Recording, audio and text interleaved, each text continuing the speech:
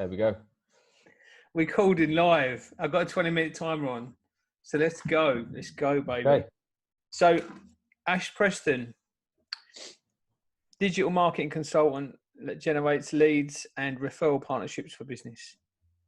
Correct. Working with me for a bit now. And we started with an intention of doing one thing, and then everything's the fan. And then we've redirected a little bit now. And you're out in Bangkok, working remote with Mrs. Preston to be. Yeah, that's it. And so this is around working remotely and working remotely while we've got the virus going.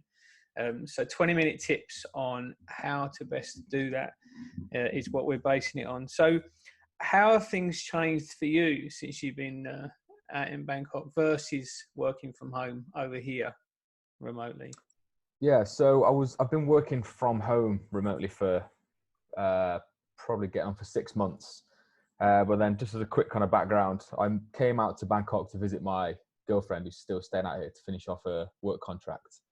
And then the lockdown began, flights got cancelled. So I've ended up being stuck out here for the foreseeable, which is not planned. So although it's still a form of working remotely, I found that I'm not in an environment which is conducive to working remotely. And I'm without the kind of equipment that I had before. So I've got a laptop here, which is not a fantastic one. And I'm operating a much, much smaller space, which is not dedicated to my work. So they've been the challenges so far. And I think that'll be most people, because you build the work environment. When I talk about game changer, you build the work environment like a boxing ring, that it has all the boundaries, all the rules, all of the protective equipment for everyone to get a fair, even run at the game. And going, and this is where I'm talking about game changer and the theme around going outdoors, is that suddenly everything's changed because you're sitting there, some would say quite comfortably without any kids in a apartment that but it's still, there's still challenges that come up in every scenario of you. So you're in a room, you've got what, 2 rooms, 3 rooms? Yeah, it's like a living room, kitchen, and then a bedroom with an ensuite bathroom. So it's tight for 2 people here. And your partner's got to go past your room to get to the bathroom. Yeah, so when I'm on calls, which is something I do quite a lot, she has to sneak through, opening and closing the door really quietly to get to the to get to the bathroom. So it's not ideal, but we're making it work. Yeah. For now. It's been, I remember seeing a guy once I was on a call with, and he had a meltdown. His daughter went running past him through his living room and out the patio doors while he was on a call to me. And he just went mad. Like, he's obviously said to her, Dad's on a call, gonna be a while. And she just went screaming past, not even thinking. And he had a massive meltdown. And it's, I don't think some of these things are one thing. It's like Buckaroo, you know, you put one thing on and you put another thing on. And I think unless you understand and you take these things off and engineer out a system, and it's funny, the little pieces that make up the luckily I'm at the end of the garden. I've built a cabin to work remotely, and I've engineered that out of working from home, so that's got its benefits to it. But every now and then I'll get my daughter, knock on the door, you want a cup of tea or dinner's ready, and unless I've planned that interferes, where you wouldn't necessarily have those interruptions and problems at work, because the game has been set and the space has been set and the rules have been set. So it's like coming out of the ring and going street fighting versus boxing. Suddenly people can nut you. Whereas I didn't have that in the office. I think it's definitely an important part of the process is kind of beginning to recognize what you just said, that the game is different that we're playing now. You can kind of go from that point. I think you can then start to build a different way of doing things which kind of fits the current circumstances. And the rules are, you know, can you use the toilet before I go drop onto a call because I'm going to be on a call for an hour? There's a system then that you put in that then it engineers out that issue. You still are working then with the best scenario you've got. You could physically go somewhere, maybe in an apartment, or put a temporary shield up. But it is, I always joke, I used to set up when I am out with other businesses, some of them are on building sites. I remember setting up once on a wheelie bin at the other end of this building site, an office with I use an iPad and a pad and a keyboard for the iPad as a remote office, and that's all I need. And it comes in this little pack with the 3 items in there: pad, keyboard, and iPad. And I set up on a wheelie bin and create a business because it's away from noise. It was by a window, and wherever I set up, you can create that station wherever temporarily to be able to function. And I've spent a whole morning or a day even on sites, moving around different places, the canteen when it's quiet, the canteen when it's not quiet, and having to adapt and being that flexible. I've done it with the cabin here. I've changed the office round. I had a punch bag out last night. I was using it as a gym. I'll move it around later on. I'll go in the other office for a one-to-one. I'll sit here when I do the calls. I change the space around and transform it. And I think if some people were to spend a bit of time, maybe when the kids got up, changing the utility room, the garage, the spare room, and converting it, and took 20 minutes to get that space set up versus trying to squeeze on the table. Because there are some things that I found, like the emotional turmoil. When you're in the office, you're at the office, it's almost like Dad's away, he's at the office. As soon as I'm in the house, oh, Dad, can you do this? Can you do that? And it's like, I'm at work. Yeah, but you're not, are you? You're on call, really, aren't you? You're at home. You're outside, out of mind in the office is something I don't think people appreciate that they have. Suddenly you're at home and Mrs. might be like, I'm going to go shopping. Can you come with me? Like, no, I'm working. Yeah, but you're not. You're working from home, aren't you? And suddenly then you feel guilty because you go off and do stuff that you could do at work, and vice versa. You don't have those issues when you're in the office or you're away from things. It's an interesting point, that is, because in my circumstance, my fiance sat in the next room. Right. And so yesterday I had a really busy day. So I've got basically my makeshift desk set up on the dressing table, which is turned the other way around. So I've got the blank wall behind me because I do a lot of online calls. So it needs to look presentable. And it's not too bad, but then we're spending all day both, 10 foot away from each other. But yesterday I spent probably 8 or 9 hours sat at I've not got a chair either. I've got a small table that I'm sat on with a cushion on it. So I was 10 feet away from her all day yesterday, but I didn't really start chatting to her until 6-7 p.m. in the evening, which is kind of weird for the other halves or the kids or whoever you've got in your house or flat, because although you are right next to them, you're not actually available, which is kind of similar to how you would be in the office, but now it's kind of by choice. So sometimes there's a little bit of guilt that you kind of feel there that I've been in all day and I've not really spoken to my other half all day. Or I've not spoken to the kids all day, which is it's quite a big thing actually in terms of like managing your relationships at home, because it's already quite a stressful time. Everyone's under one roof, tripping over each other. And so it's like you said, adding those tiny stresses, those tiny kind of micro things on top of each other kind of build up. So reverse engineer, but I often work with clients with one-to-one coaching and to keep a fault finding log, because it's interesting, to have a scenario where you felt guilty. And they come shopping, I know I'm working. Oh, right then. That moment there, if you took that as well, then you felt guilty. You took that as a fault or something that's not by design, that you felt uncomfortable, you felt compromised, and then engineer them out. And that may be some of that may be mindset that you've got to. That's what it is, that you've got to then keep those boundaries. But there's a term that I use is expectations versus agreements versus expectations. That if you have an expectation, so I used to do this when teams of engineers working with us, that they would be on site working in the lift shaft by 8 o'clock. That was my expectation. And that was okay all the time, people were doing that. But when it went over and they were in the van at 10 past 8 or on site at 8, but not in the shaft at 8, we found to find a system where you can comfortably be comfortable. So engineer out all of that emotional issue is creating agreements that we're going to stop for an hour where we spend time together. At 12, where you don't take any calls. And me and my wife have worked a lot on this because I'm a nightmare with the business, and engineering in agreements where we set and say that we're going to do this. Are you okay that I'm going to spend 8 hours on Tuesday on calls all day, and have that as an agreement? Because if it's an expectation, then I always talk about the woman that wants to night out in London, and you sit on a stall in an alley in Brixton and give her a glass of gone off milk in the freezing cold. You know, she's having a night out in London, but that was the expectation, was that she'd be sitting with a nice dress and a glass of champagne, not worrying about if the door's left open or the gas is on or whether they've got enough money to buy the next round. You just have this expectation that you're going to feel great about yourself, you're going to look great, you're going to be inspired by the environment.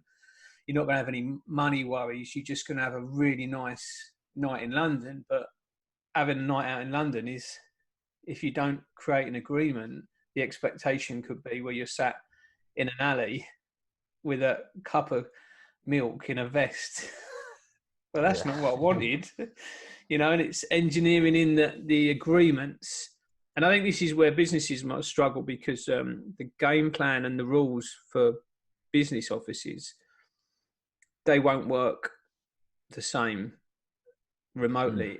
There's to be boundaries there, but there's nothing in the risk and member statement or your worth ethic that you have the right size table to sit on while you do your videos. You know, that's bespoke, isn't it? Yeah, I think in terms of other businesses where they've now got people who are working remotely weren't used to it, or they're working remotely under much different circumstances, like myself, I think part of the process is kind of recognizing the differences and actually kind of taking time to think, well, you know, what is actually different to my situation before, and then using that as a starting point. So what you mentioned then about the expectations versus agreements with, like, say, your family right now, that's something that you come across by accident, that, oh, I didn't actually spend much time with her yesterday. We didn't really speak for 8 hours. And because that wasn't the expectation at the time, if you kind of recognize that that's why it's happened, you can then move forward from that and then set a new agreement. Yeah, if you understand what I'm saying? So that then from that point forward, so a lot of it's kind of, you have to like discover. It's very hard to kind of sit down and think, well, this is going to be different, because the reality is, other than the really obvious stuff about you've got to set a desk up somewhere else and you might not have all of the equipment that you need. So for example, if you're recording content like yourself, if you're in my position now, you wouldn't have all your recording gear. So you'd have to kind of get around that with something else. They're the kind of obvious things that come up, but there's still the kind of like small nuances that are linked to the changing situation, which are probably the ones which have the most effect, I think, on your overall productivity, in my opinion. I think it's surprising what's an effect and what's not. So we've joked at software updates I've had to have that have taken longer, and issues with website syncing and pointing and all that sort of stuff. That the problem isn't that that's the work that's got to be done. The problem is the expectation is, I thought that would take me half a day. Yeah. And some of the working remotely is understanding that you have to be more flexible. You know, if you're making a cup of tea in a kitchen versus making a cup of tea on the side of a mountain, there's things that are going to affect the mountain, like getting a flame lit to be able to, you know, get the gas stove going, and X, Y, and Z. There's a whole nother scenarios of things that may affect that process that normally took 5 or 10 minutes that can still be done, but you have to be more creative and maybe walk further till there's a place where you can sit and do it and get in a position to do it better. It's not taken for granted, like in an office where all these things, the files are there, the stapler's there, the printer, someone fills up the ink for you and you haven't got to worry about it. Suddenly you're working remotely and your printer runs out of ink. Well, you hadn't managed that process before because someone in the offices manages it. When I was in corporate, you never filled up even the paper. Every now and then you might have to, but you just pressed print. And if you had a problem, you'd phone IT, they'd take over on your laptop, you'd see them on the screen sorting the settings out, and that'd be it. But when you're working remotely, and I know I've been out in Spain before, you know, working on different software, and suddenly I can't access what I want to access, or it's kicked me off. I'm then in a cafe somewhere trying to log on and do my IT stuff. Now I know that I don't do that there. I make myself go to a place that's more comfortable, and I'll just be more comfortable with parking something till I'm in a better position. But when I'm working remotely, if it comes up anything to do with accounts, I always come back to the office to work on Excel, because I use a bigger screen that I plug my laptop into, because Excel is better for me to look at on a screen. So I'll be more comfortable in saying I've got to wait until then to do it. And that's something I've had to do an upgrade and have that ability to park that and do that then, versus I can go and walk for a meet up and a coffee, and I'll make calls on the way, because that's a good space for me to make calls. So Yeah, that's a good point actually. I've kind of, because of the time difference that I'm in now, I'm 6 hours ahead of the UK, and all the people I'm working with right now are from England. So basically I can't do calls kind of early in the morning. So I kind of have more of my kind of free time where I can do the stuff I want to do, have a little bit of a later breakfast with the fiance and stuff, and spend a bit more time in the morning. And now we have that kind of agreement that, okay, well, I can't really realistically start any phone calls until probably 2 p.m. at the earliest, because that's 8 a.m. your time. So now we have that slot where I know I have to put those things off. My kind of admin stuff, my like personal development stuff that I'm doing, the kind of management of campaigns can be done between 8, 9 a.m. and lunchtime, dotted around, kind of having a coffee and stuff like that. And then the kind of more face-to-face or labor-intensive stuff where I need to be focused on one thing, I'll then move to another room where I've got no distractions to do stuff like now where we're on a phone call. Yeah. So you manage your location. It's a bit like we talked before about the gym. Sometimes, and it's the same with me in coaching, in that space, you give permission to open up. In the gym, you give permission to cane it and work as hard as you can. You know, in a romantic setting, you become more open, and you know, it's creating the spaces. And sometimes when you work remote, because you haven't got that engineered space, blanket space that the business provides, you've got to almost create your own. And sometimes you can't get everything in one space. Like I move from offices, and if I'm doing a lot of calls, I'll generally go out and be out walking while I'm talking, and that creates a space. I've coached quite a lot of people while walking and talking and doing a walk and talk, because it's a good space. But you wouldn't want to be thinking about a formula for your accounts or processing any type of content while you're there. I think I found out when I went out to Spain, so working by design, part of that was like I took myself off weekends. One was to finish off my diploma, to work on websites. And you have this idea, I'm going to get on the plane and I'm going to work on the website. Suddenly you're on the plane and you've got, you know, kids either side of you. The laptop doesn't quite open up because you're on a EasyJet flight. Yeah. And actually it just doesn't work then. And this idea, I remember sort of setting up on a beach type scenario where I think to myself, this is great. And then suddenly you want to go for a piss. And you've got to wrap it all away because you're on your own and pack everything up to walk up to a restaurant, to go to the toilet. And you find that things don't work. But then other things have worked for me. So that agreements thing, we do that on holiday when we go out abroad. I usually have until 9 o'clock is my time, till 9 a.m. So I get up as early as 3 a.m. to do work on the business. And at 9, that's it. Dad and turn off business. Yeah. And then at 2, usually I get a chance to drop in and check up on anything. But I have an agreement when I work away so I can still work or develop the business. And I've sat outside a McDonald's drive-through at 3:30 in the morning. People still coming through that have been out the night before. I've had to sit outside because they've shut the store, but the drive-through's open. So I walked through the drive-through to get a coffee and then sat outside to work on the website. That worked really well for about an hour and a half. But it's finding the spaces that work. That can't happen at the moment because we're restricted. But in terms of working remote, you've got the power to be able to do that. Time's up. The power to do that, the flexibility to do that, if the businesses that you're working for can allow you that freedom. And for some people, that'll work well in certain things. Yeah. Rather than having those things you've mentioned, are really crucial for people to start recognizing now. Because I know the first couple of weeks that I was out here felt quite nice. I was spending more time with the fiance. I was somewhere different, so there's a novelty to it for quite a while. And I kind of imagine that's what the feeling is for most people who were office based and now are at home. But after speaking to like friends and family who are now in that same situation, having like the kids knocking about the house, having the partner also working from home or other relatives living with them, those kind of challenges now are starting to become a bit more painful, especially if they're not addressed. Because this is quite a good period now where we're in kind of like week 3, week 4 of the sort of lockdown or whatever you want to call it, to start having a bit of reflection and thinking about, right, what can we actually do to make this work for the current situation. Going back to the phrase that they're changing the game, they're changing the rules.